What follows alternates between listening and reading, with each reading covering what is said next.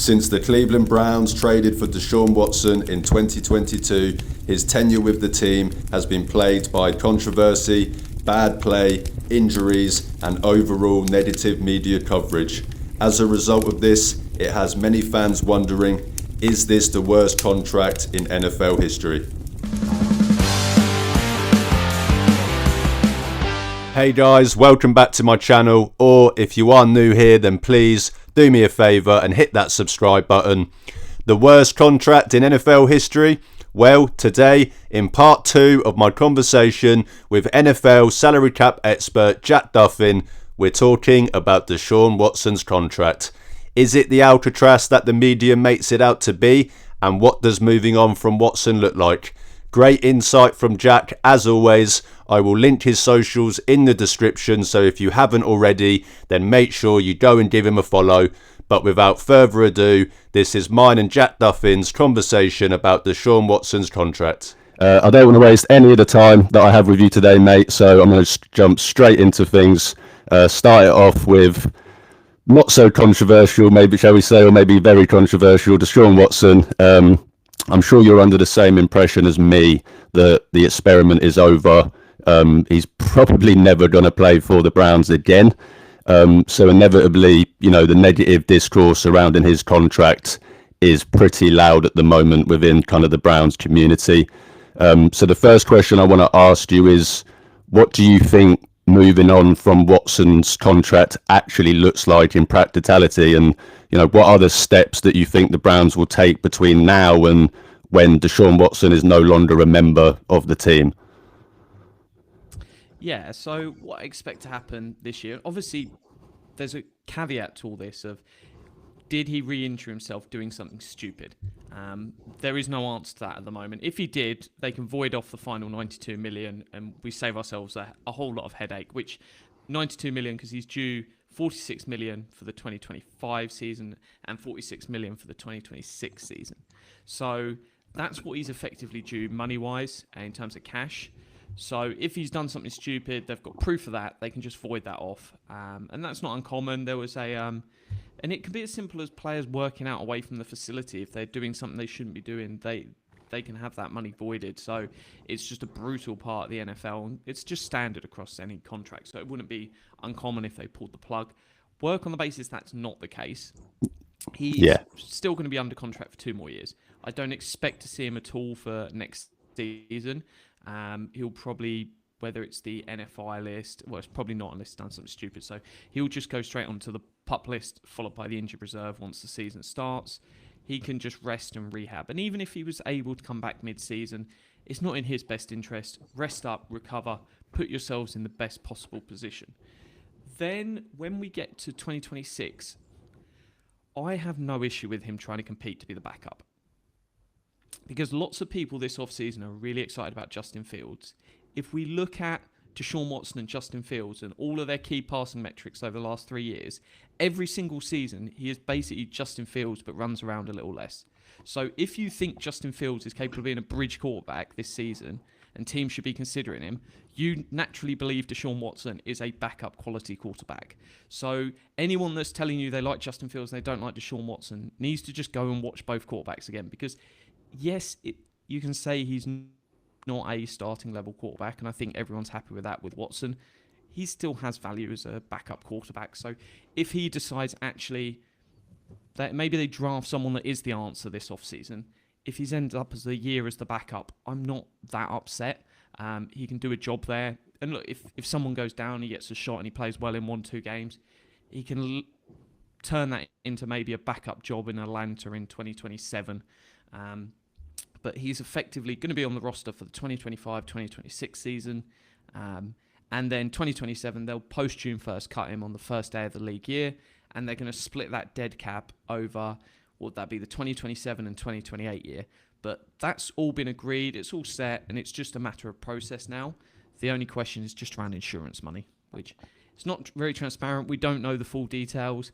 But once this season's over, because you get the insurance money a year behind, once we get around to the next off season and probably around March next year, they'll get some insurance money. Who knows? It could be 10 million. It could be 46 million. We just don't know that number. But they'll get some money back. It's not the end of the world either way. Yeah, the insurance thing is something that I wanted to ask you as well, because it's something that I think is confusing for a lot of people. I mean, they don't really know. I mean, where's the money coming from? Who's actually paying out the insurance?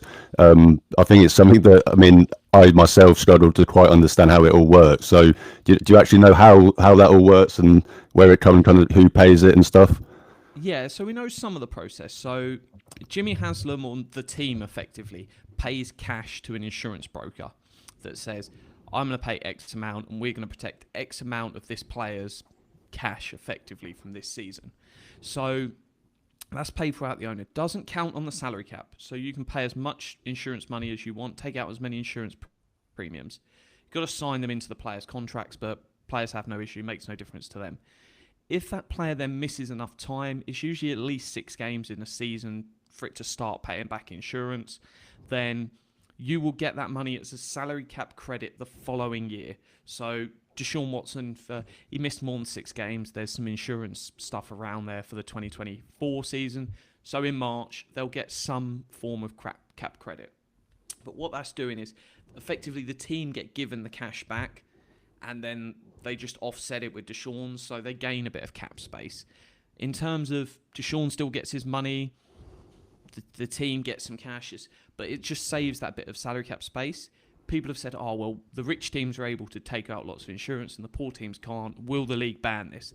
And people always come back with this bizarre idea that the league's just going to ban everything that rich teams do. The players' union are not going to be signing up to something that says, yeah, pay the players less. They're just not going to sign up for that. So it's just a fantasy idea that people are like, oh, the league will get rid of it. They are not going to get rid of anything that puts money in players' pockets because the players' union is not going to agree to it. So insurance is the Eagles, the Browns, teams with lots of cash. They have loads of insurances and they'll keep doing them. Nothing's going to stop. Basically, everyone on the Browns probably has of decent caliber has insurance protection. And why, when we get to March, you'll see the Browns cap space increase a bit because we don't know what that figure is. Unless you have a player's physical contract, we don't know what the insurances are. They're not available on sites like Over the Cap, so we just have to wait and see until, boom, some cap space appears out of nowhere. Yeah. So you spoke about how you think, probably the most likely outcome with DESHAUN Watson is that he just plays out the remainder of the 2 years left on his contract. But for the people that, out there that are very angry, sorry, my throat's been playing up quite a lot today. For the people that are very angry, with DESHAUN Watson, want him out as immediately as possible, what would it look like, cutting him this year, which I think me and you can both agree is just something that would be certainly very unlikely to say the least, versus cutting him next year if you were to try and get out of the contract before the 2 years are up. Yeah, and so if you cut him now, you've got no insurance money and you have to give him 92 million of cash. So you're missing out on potentially 40 million coming back into the team. So it's just stupid, like insane level stupid, bang your head against a wall to go, let's just cut him now. That's just an emotionally charged, no common sense in there, because there is no reason to do it. But I don't even know, you would just completely destroy your salary cap. At that stage, rebuild, tear it all down, give up on at least the next 2 years, get rid of everyone. There's just no realistic way to do it, and it just doesn't help the team. It just makes things worse. When a player has no guarantees, you can walk away from any of the deals. When a player has guarantees, it just doesn't make sense to do it. Obviously, we've seen one example in recent years with the Russell Wilson, but you rarely ever see a player with guaranteed money cut. We're probably going to see another one in Kirk Cousins, but these are very, very rare things to happen. If a player's got guarantees, just bank on him being on the roster. Yeah. So I think to kind of summarise the Watson situation kind of as a whole, is it, I know you kind of, what you've said kind of, would answer it in itself, but just kind of sum it up. Is his contract the Alcatraz that, the media make it out to be? Because, everyone likes to run with this idea that his contract is basically going to sink the ship, cripple the team, can't sign anyone, going to have to rely on rookies and all of this stuff. So kind of, in your opinion, is it? And I know obviously what your answer is. So why is it not, essentially? Yeah, so if you look at, there's two different things, and I know you want to come onto it later, but we'll do it now. So you've got the NFL salary cap, which is the maximum amount teams can sort of count on the accounting system. And the real thing that matters is cash. How much money are you giving to players for the actual team? So over the last 4 years, the Browns have spent more cash than anyone else in the NFL. Number one, quite comfortably. We're talking, they're spending about $50 million a year more in terms of cash. And to say that, that's about 20% extra on the budget. So that's a significant upgrade. If you said, let's take Deshaun Watson's contract out there, they're about 8th. So, yes, Deshaun Watson's deal's having an impact. It drops you from the highest spender to the 8th highest spender. It's not the end of the world, if I'm honest. Yes, I would love to have an extra $46 million to spend on bringing in more free agents. But in the grand scheme of it, if you're 8th, 10th, it worries me. Get over it. It would be my honest opinion. So there you have it. I sometimes get accused of being a bit too optimistic when it comes to the Browns, but you know, I just try not to relish in the doom and gloom like a lot of Browns media guys do. As Jack explained, the Watson contract essentially takes you from the number one highest spender in the NFL to around the 8th.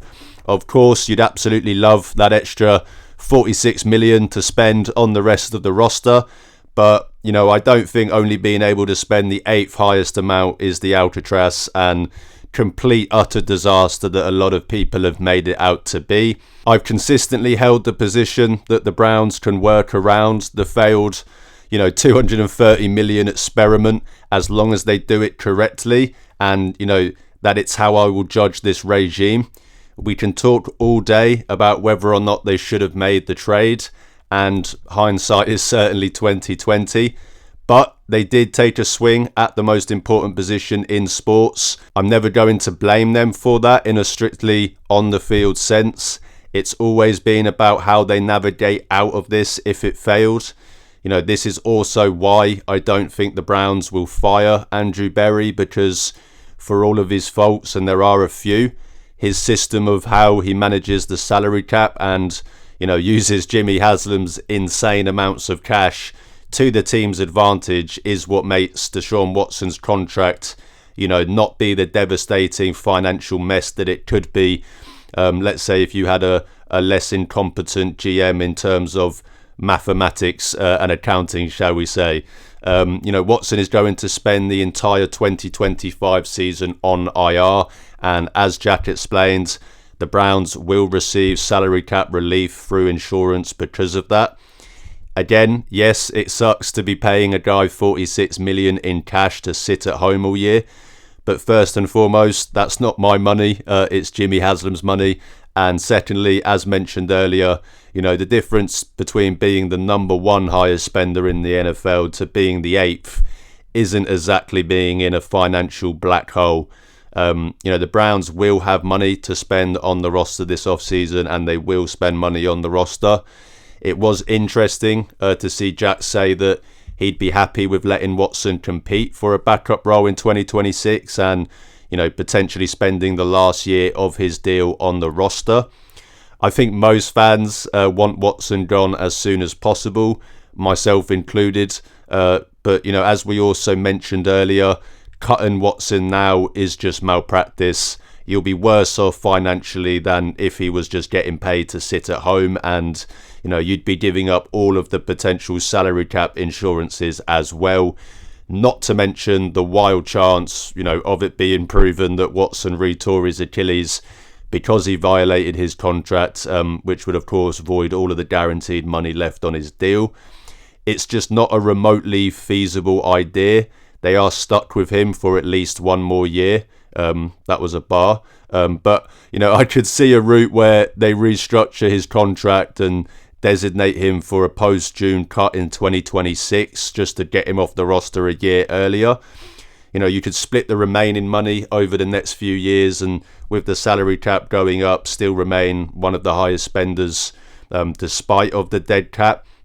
But as Jack said, you know, if you are happy to have him on the roster for one more year, then, you know, you'd be paying him $46 million to not be your starting quarterback. But That number will of course be a smaller percentage on the cap than the year prior, with the salary cap always going up each year. You would then designate him as a post-June cut in 2027. The dead cap for that year would be around 18 million and then around 9 million in 2028 before you are officially free from the Deshaun Watson contract. For anyone wondering, why you would still cut him even though his contract is up, this is quite common with a lot of NFL contracts when, if they're restructured at any point and they add void years to the end of these contracts, instead of the player technically their contract just expiring and, entering free agency the traditional way, you technically cut them, and essentially that's how they enter free agency, just because of the void years at the end of their contract, but it is still their contract expiring the same. So to sum it up, yes, it sucks that Deshaun Watson is going to be on the roster for at least one more season, and yes, I would absolutely love to have an extra 46 million over the next 2 seasons each to spend on free agents. But whatever route the Browns take after 2025, it's more than manageable financially. The contract is a hindrance. No sane individual is denying that. But it's not the Alcatraz that a lot of people make it out to be. The Browns aren't trapped in a financial limbo because the Watson experiment failed. They can still operate as top spenders in the NFL, despite the contract, as long as they stay true to the system that they have been running. It's easy to see the big numbers and think, oh, fuck, we're screwed. And, I think that's because there just isn't enough information about this stuff out there. And it's why I think Jack's work is not only great, but also really important. Doom and gloom about the Browns generates clicks. I always say that. And, so many people, myself included, can just fall victim to the negativity and just kind of, pile on our team in a way that, to be honest, mates, being a fan, just not fun. It's easy to do the whole, the Browns are screwed and it's the worst contract ever, rah, rah, rah, what are they ever going to do? They're never going to recover. But it's just not productive and kind of ignores reality. Yes, and I can't stress this enough, the contract is a hindrance, and I wish the Browns could just wipe it off the books. So hopefully it is proof that he went against his contract when he retore his Achilles, and they can just void it. But probably won't happen, and even with it not happening, it's not the end of the world. Berea isn't on fire, and the team isn't going to be so poor that they can't afford to pay anyone. I mean, come on, this isn't the Cincinnati Bengals. But that would do it for me today, guys. As I mentioned, this is part 2 of my conversation with salary cap expert Jack Duffin.